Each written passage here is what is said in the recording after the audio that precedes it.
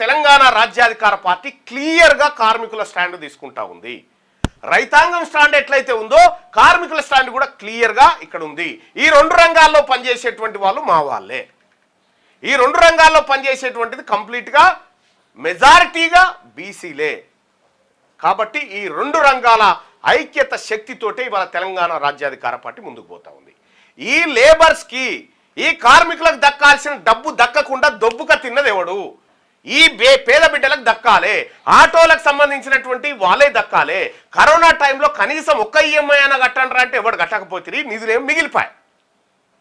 ఇవాళ కార్మికుల పరిస్థితి ఏంది? తెలంగాణ రాష్ట్రంలో కార్మికులు ఎట్లా బతకాలా? కార్మికుల జీవనోపాధి ఏంది? ఈ రాష్ట్ర ప్రభుత్వానికి ఏమైనా పట్టింపు ఉందా? కార్మికుల గురించి అనడానికి చర్చ పెడతా ఉందా? కాబట్టి కార్మికులకు కూడా ఈ తెలంగాణ రాష్ట్రంలో సమాన వాటా దక్కాలి. వాళ్ళ కుటుంబం భరోసాతో ఉండాలి, వాళ్లకు భద్రత దొరకాలి. వీటి కోసం తెలంగాణ రాజ్యాధికార పార్టీ క్లియర్గా ఉంది. కార్మికులు, కర్షకుల కోసం ఖచ్చితంగా తెలంగాణ రాజ్యాధికార పార్టీ బలమైన పోరాటం చేసి వాళ్ళ వాటా వాళ్ళకు దక్కేలా చేస్తుంది. తెలంగాణ రాజ్యాధికార పార్టీ అధికారంలోకి వచ్చిన తర్వాత కార్మిక శాఖ ఇంత పతలాగా ఉండదు. కార్మిక శాఖ పకడ్బందీగా పనిచేస్తుంది.